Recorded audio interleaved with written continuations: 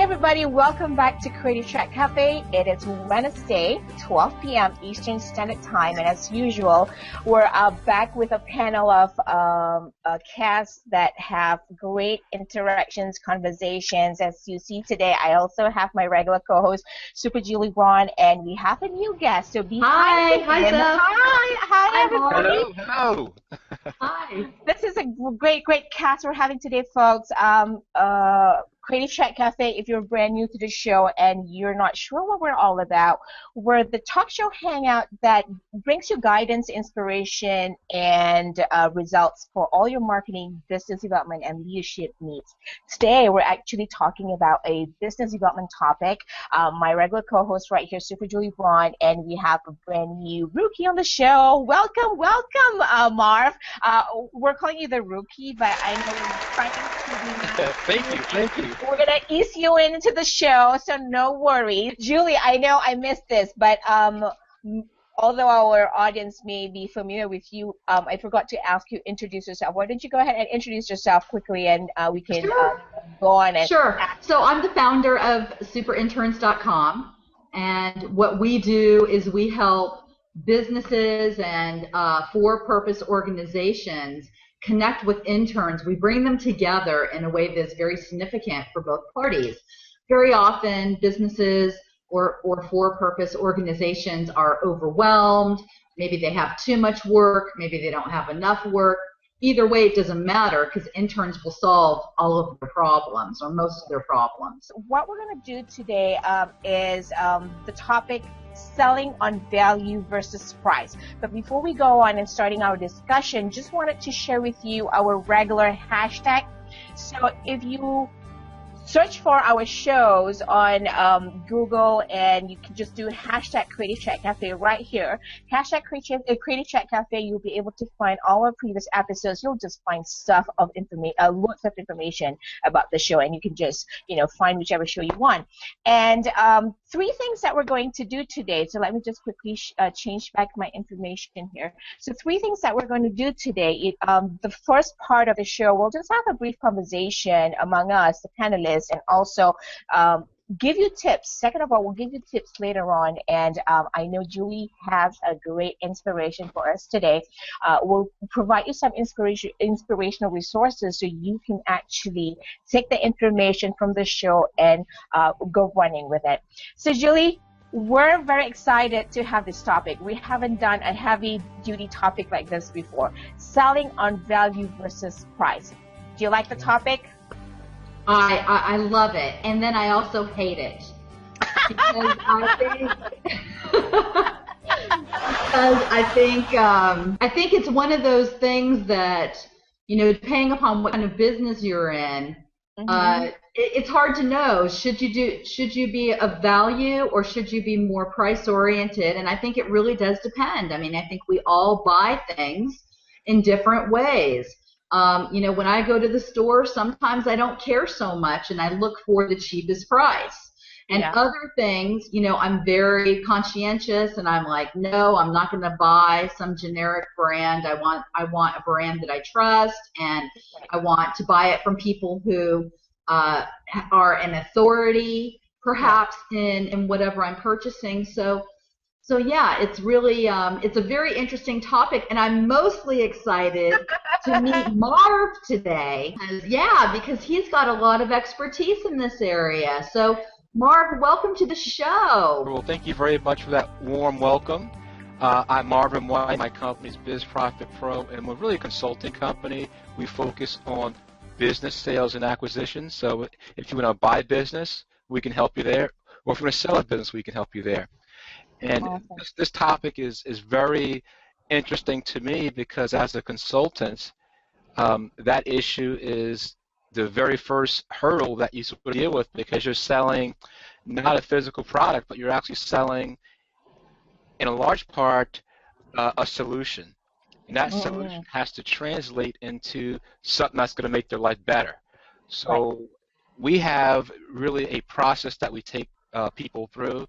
And really the very first thing, which is really basic and common sense really, is that you have to understand what their problem really is. And I like to say that it's really the second derivative problem you're trying to solve, because the first problem is somewhat superficial. It's, you know, I'm hungry, for example, might be the problem. Yes. But they might be hungry for only ice cream. It's not like I'm hungry because I need food to survive. It's I want a special thing to make me feel better, not because I'm going to starve. So with the clients that we deal with, we try to dig down into what's that thing that's causing you to lose sleep or to worry about it. That's the problem. Everything else is sort of the superficial stuff. Oh, we can all relate to that one. Marv, let me quickly ask you this. We're talking about selling on value versus price. Have you ever been in a situation where price was more important than value? I think almost every situation starts with price being more important than value, especially if you have a product or service that's somewhat complex. So I think if you start from the perspective that they don't know you or your product or service, and you start from they're going to look at price only, it puts you, I think, in a better footing to start the interaction. So I like to look at it as taking them down sort of a value ladder. So begin with the very broad stuff to understand what their issues are. And as you rise up, you become a lot more specific. So by the end of the value ladder, you can talk about their problem with their numbers and how much better they're going to feel when you solve that problem. So you've kind of tackled the value versus cost, because the cost is, let's talk about price. The price is X. But what you're going to get out of it is not only the problem solved, but you're going to feel better. The emotional requirements also satisfied. So Julie, what about you? Do you have a sample story of a product that is sold at a lower value than what the customer perceives it? Because I know sometimes, when we buy, we feel that as a customer, we say, oh my God, that product has a lower value. I shouldn't be paying that much. Yes. I used to work for Bath and Body Works, actually. I mean, it kind of demonstrates this a bit. We would run these deals called 3 for. So 3 for $10, 3 for They're famous 13. for that. Yeah, 3 for 13, 3 for 18, whatever the number was. And it really meant 3 products for that dollar amount. So it was typically like a shower gel, it might be a moisturizer, and it might be some sort of cologne or fragrance. And what we discovered, we tried all these different combinations, all of these different prices, and we tried buy 2, get 1 free. And what we discovered is that 3 for 18 was the magic number. And Wow. you would think that 3 for 12 would have done better, or 3 for 13, or 3 for 11, or anything less than 18. You would have thought, well, that would have been a better deal. And the reality was it wasn't. We tested it all across the country, and what came back is people wanted to spend $18 for their 3 products. So, when we think about that, it's very interesting, because if people think that your product really is cheap, if they think that it's really not, why is it so low? There's always that kind of sense of, who's playing a trick on me? Right. It really takes away that value proposition. Now, we built a lot of stores on that 3 for 18 deal. When I first started with the company, I think we had something like 3 test stores. Okay. And I stayed with the company. I moved to different divisions. I ended up working for Victoria's Secret. But when I left the company, Bath and Body Works had 2,400 stores across the country. Ka-ching Yeah. and more ka-ching. Yeah, that they have built on that 3 for 18 kind of thinking, and you know, a lot of other things that they created. The irony of all of this is that the product on an average cost, and I may or may not have this number exactly right, but I recall 23 cents.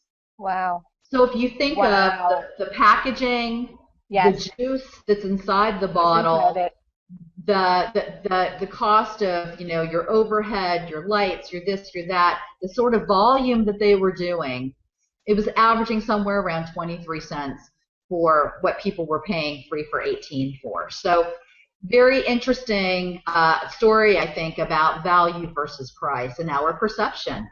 Very interesting, because what you just said earlier about how what you found, what Bath and Body Works found, is that the customers were willing to pay $18 versus $12 for 3 products. That's still mind-boggling. There's a lot of psychological elements that go into figuring that out, but that's really interesting. Perceived value. Definitely. And, you know, Marv, you said something that I had never thought of before, which is always start with price first and then work up the value ladder. And I think that is such a, like, I just got struck by lightning when you said that, because it really, I mean, it really rings true that that's the first thing that people ever care about. They're always asking, well, how much is this going to cost me? Yes. And what they don't really, what takes a lot longer to explain and have them understand and educate them on, is what is the real value to their business? What is the real value to whatever it is that they're trying to create or do? And how does that work into the mix? And that's really more about developing that relationship. But I wanted to thank you so much for saying that today, because I always learn something from you. Yeah, definitely. Don't we all? So Marv, in taking after what Julie just said there, so Marv, do you have a sample story of a product that is sold at a higher value than what the customer perceives it at? Well, I do, and my story is the exact opposite of Super Julie Braun's story. Because she's doing beauty, and I'm doing basically doo-doo. So I own a manufacturing company. Someone's got to do it, right? What's that? Someone's got to do it. Yes, that's true. But my manufacturing company manufactured toilet flappers, the devices that go into basically every toilet in the world probably.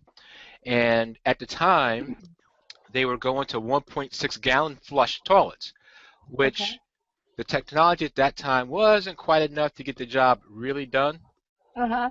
So people had a need to get more water through their toilets. So we modified the existing flapper to flush from 1.6 to 3.5 gallons of water per flush. So we took a product that was $3.99 and then retailed it for $6.99 with a modification that was 25 cents. So in that case, the perceived value was extremely high. Wow, that's interesting. And we have more ka-chings. Yes, and really that money was very justified, because, you know, people don't want their toilets not doing what they're meant to do. That's absolutely. No, absolutely. So Julie, we're talking about the selling value versus prices in sales in a business. We're in business because we want to make money and we want to increase sales. What are some of your tips in creating the right product for customers and maybe to help increase sales? Because that's a big question for many businesses. Where do I start? You know, everybody, if we knew the answer and the formula to this, then I think we would all be bazillionaires. But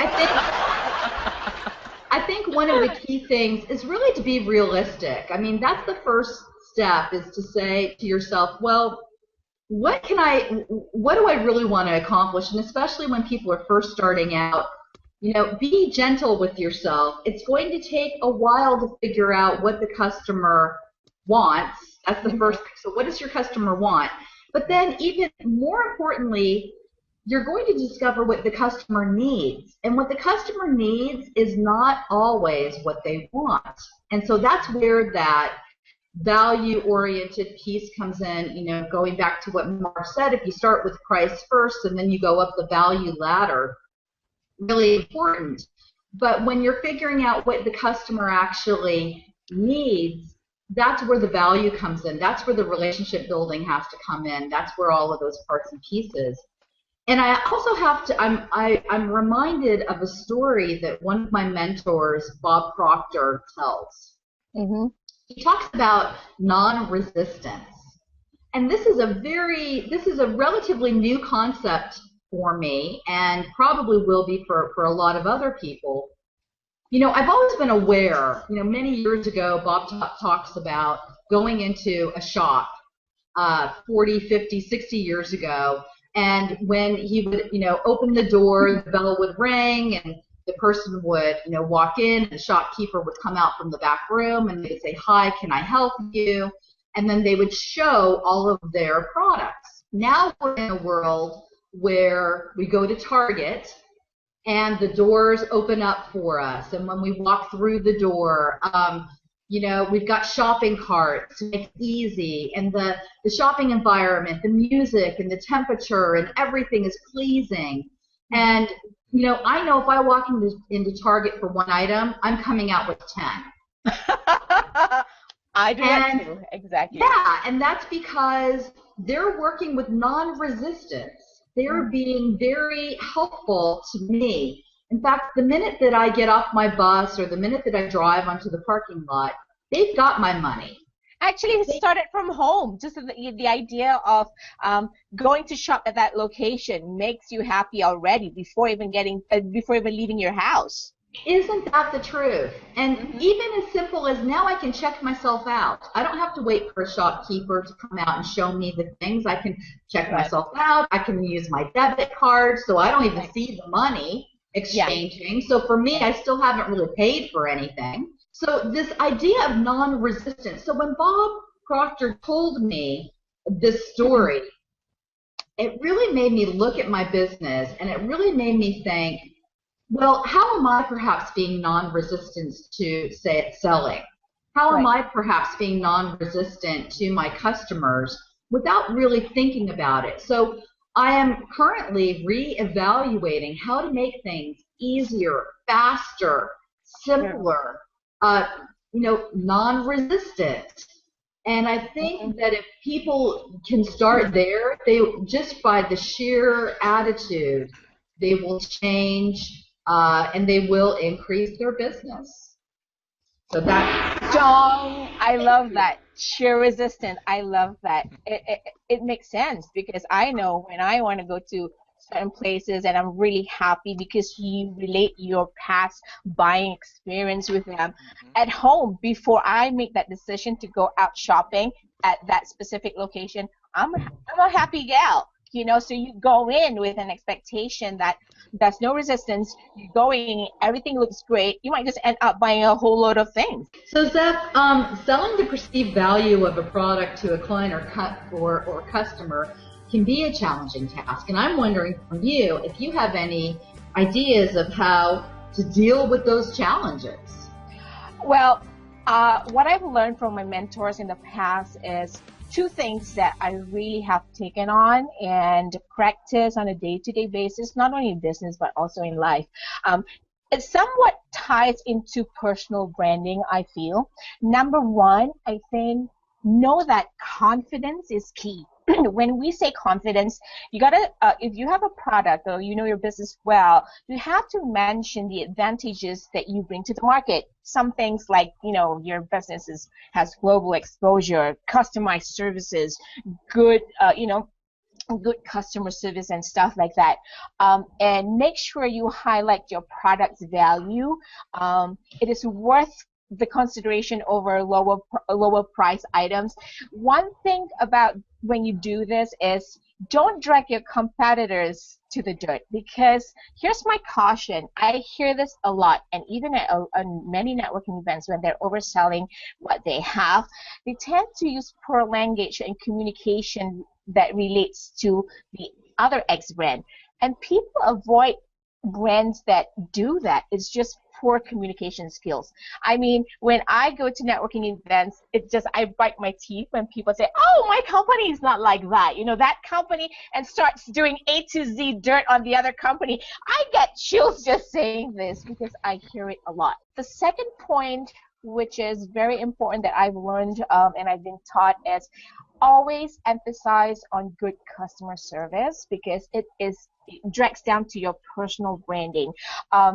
Always easier to paint a prettier picture of a good service instead of a hard object, because you get to paint a pretty picture, just like your experience going to the store, right? Julie, your buying experience, no resistance. You're thinking right away from at home, you're like, oh, I know where I would get this, that shelf. So that experience is awesome. One of the things that I think people don't remember is when it comes to services, especially, products or services that are not hard objects, they cannot see, invisible. That's this delayed gratification. People forget to take the time to build good customer service towards that. You must remember, our customers, clients, our audience always want good customer service. That's what keep them coming back. And one example that I think people always forget to do is have a little bit of gratitude and send thank you cards. Those are the there you go. Right? People always forget that, because whenever they go in trying to get an appointment, they will do all they could to get the appointment. But post the appointment, if they make a sale, they forget to send thank you cards, even a phone call to say thank you. They even forget that. So yeah, those are the two things that could really help. Basic things to know your value of your product, of your business, of your service. Thank you, Miss Julie. Do you agree with that, Julie? I do. I love the thank you cards and the gratitude. All of those, the things we're talking about today when we talk about increasing sales are kind of those untangible, they are the unknown return on investment. Mm-hmm. And so we don't really know directly how that increases our sales, but we know it does. Yeah. So I just love that you shared that too. Marv, I think in talking about all this, what is your tips? I'm sure in your years of having your own business, you've seen, with business acquisition, what's your tips on creating the right product for our customers and maybe help us increase our sales? Well, I mean, you guys have done a marvelous job covering a whole lot of ground, so you didn't leave a lot left for me, but what I would add is that your product needs to have some differentiation between everything else. And it could be something that's pretty modest, like, for example, if the competition is delivering in 3 days, maybe you can do 2 days.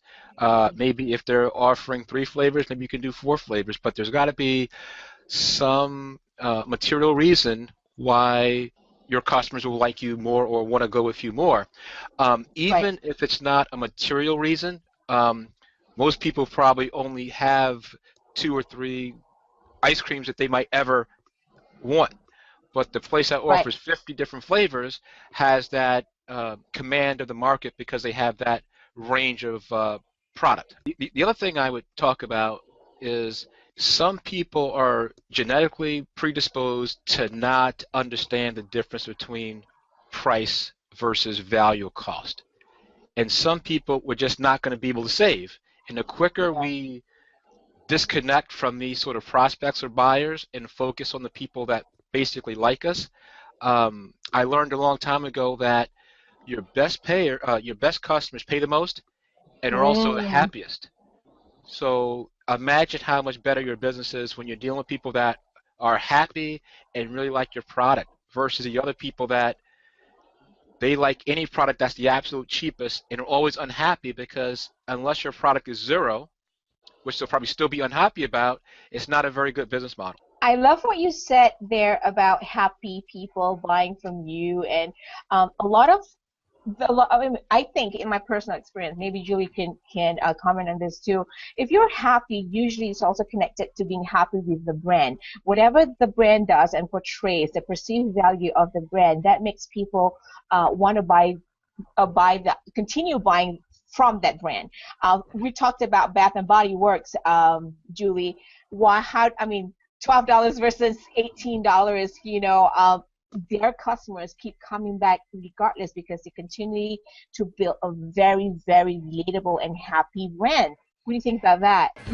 I think it's very important, and to also know when you're oversaturating the market, to also know what your growth needs to be. As the example of Bath and Body Works, they were the biggest that could have ever been. Right after they had their big success, though, everybody else got into the personal care business. So then you start seeing all these different stores and shops that were really kind of chewing up that market. Right. And I think that if you don't continue to reinvent yourself, and if you don't continue to, evolve, then you have an opportunity of becoming extinct. Now, Bath and Body Works is probably a quarter of the size that it was in its heyday. They closed a lot of stores, they laid off a lot of people, they reevaluated, they changed the way they looked, the way they marketed, all of those things. So keeping it happy. Keeping people happy, and and keeping them happy in a way that still feels, here's what it is. You have to still act like you're the small company that you first started. Oh my God. There we go. That's a great point. That is a great point. People forget. You still have to pick up the phone and thank people, like you said. You still have to be grateful for what you have. You have to show your customers that they still care. That's why I think some companies that really get this, I think Amazon, whether people love them or hate them, they're doing a fantastic job because they're still connecting with their customers on a level that personal, getting people on the phone and chatting them up, and maybe having a laugh or two, or maybe complaining about something together and having that moment. And that is really going back to what Marv said, keeping customers happy. I tell you, this is a great topic. We could really go on and on because that has always been the favorite topic among salespeople, value versus price. But let me ask you this, Dr. Julie. We all can use some inspiration, and I want to know, because this topic of value versus price is so challenging to many of us, especially in the sales arena. Do you have any resource that you would like to share with our audience today with us, basically, that can help us deal with the challenge of value versus price? I do. My friend Stan Phelps wrote a book a few years back, and it's called What's Your Purple Goldfish? How to Win Customers and Influence Word of Mouth. And the book really is about identifying that extra something value that you give to your customers that make them love you even more, want to come back to you over and over again, and then you also become known for. When I think of a company like, I'm trying to think, DoubleTree Hotel. Yes. When I say DoubleTree Hotel, the first thing that pops in my mind is that warm chocolate chip cookie. It's a chocolate chip cookie in a baggie, it's not, but you're happy. Still, I get very excited about it. I'm like, do I get my cookie? Yes. And his book really demonstrates, what that extra special something is that makes you memorable and that makes people want to come back to you again and again. And I'm curious, Marv, do you guys have a purple goldfish in your business? How do you win your customers over? Well, I think that it's a balanced attack, and I've actually given a lot of thought to what are the elements that you do and need to be doing to grow your business. And I actually wrote a book around that topic called 7 Pills to Profit. and it's actually available at 7pillarstoprofit.com, and it could be downloaded for free. That's no money at all. I just want to share that with people because my book talks about finance, human resources, operations, leadership, change management, marketing, and sales. And I thought if you did one without the other, it really doesn't make any sense. You really can't do good sales without good marketing. If you don't have good financing, you really can't go to market and buy your own materials and all the rest. So I think it's all the elements need to be in place to have a healthy business. And my philosophy. What was what was the website again, so that I could actually put it on my screen and then sure. you maybe walk it a little bit Sure. on the screen here. Is it called Seven Profits? 7pillarstoprofit.com. Okay. All right. Sorry to cut you off, but I'll put it up on my screen. Fine. You can continue. Okay. So the concept is really having a balanced company that has all the elements in place that allow you to go to market with less friction. I call less friction being able to deploy the strategies that you need without running out of money, without running out of human resources, without having the right plan in place. So my book, 7 Pillars of Profit, speaks to that. And I welcome everyone to download it for free and read it. Right here. Okay. That is awesome. Thank you so much for sharing that, Marv. Oh, you're welcome. You're very welcome. I'm going to go check it out. I'm going to read it, and I'm going to connect with you, Marv, because I think that you could probably help our company, superinterns.com, out, and maybe we could help you too. Yes. I'm sure you can. Yes. Right. Well, this is really an interesting topic, and like I said, we can really go on and on talking about it. It's a different show for a different day. We'll see. Maybe we can get everybody back for somewhat of a summit on this topic, because I think it is a very, very important topic. There's always a pro and con to value versus price. It'll be interesting to just get our audience to have their input too. Another show, another day. But folks, we're at the end of our show, so before we go, I just want to make sure that you tune in every Wednesdays, 12 p.m. Eastern Standard Time. Here's the website address right under my name here, entrepreneurs@soar.com. I'm going to quickly share the information so that everybody could go and check out our show. So you would go to this website, entrepreneurs@soar.com, right here. There is a tab that says Watch Hangouts, and there's a Creative Chat Cafe drop down. Click on that, and you can watch all our previous episodes. This is a blog page setup. You can search for our shows and read the content that we've put up and go from there. Or if you're a YouTube kind of person, you can go to YouTube and look for Entrepreneurs That Soar. There is a playlist in here called Creative Chat Cafe 2014, and these are all our previous shows. And we also would like to invite you to join our Creative Chat Cafe community in Google+. It's a Google+ community page. There are tabs right here where you can come into our community. We would love to hear your conversation. You can introduce yourself. This is where all the post-show conversations take place. So before we go, I'd like to have our our panel here to share their information. Go ahead, Julie. Yeah, so superinterns.com, and you can connect with us there, and we're happy to help you whether you need interns, you want interns, or you need an internship. So we help both sides of the equation. Thank you so much for the information. And Mark, go ahead. And if you want to reach me, you can reach me at bizprofitpro.com. If you want to buy a business, you're an entrepreneur just starting out, want to get your first business and want to know the right way to do it without getting hurt, reach out to me at bizprofitpro.com. Or if you're a business owner and it's time to sell, you can get a hold of me at bizprofitpro.com and also download the free guides I've written to help you with that process. Thank you. Yay! Thank you so much, everybody. This has been really interesting. topic, and looking forward to the next show, Wednesdays, 12 p.m. Eastern Standard Time on entrepreneursnextdoor.com. I want to take this opportunity to thank my co-hosts and guests right here, Super Julie Braun and also Marv White, for coming on board this show. Great topic, folks. Thank you so much. Looking forward to the next Thanks show. for having me.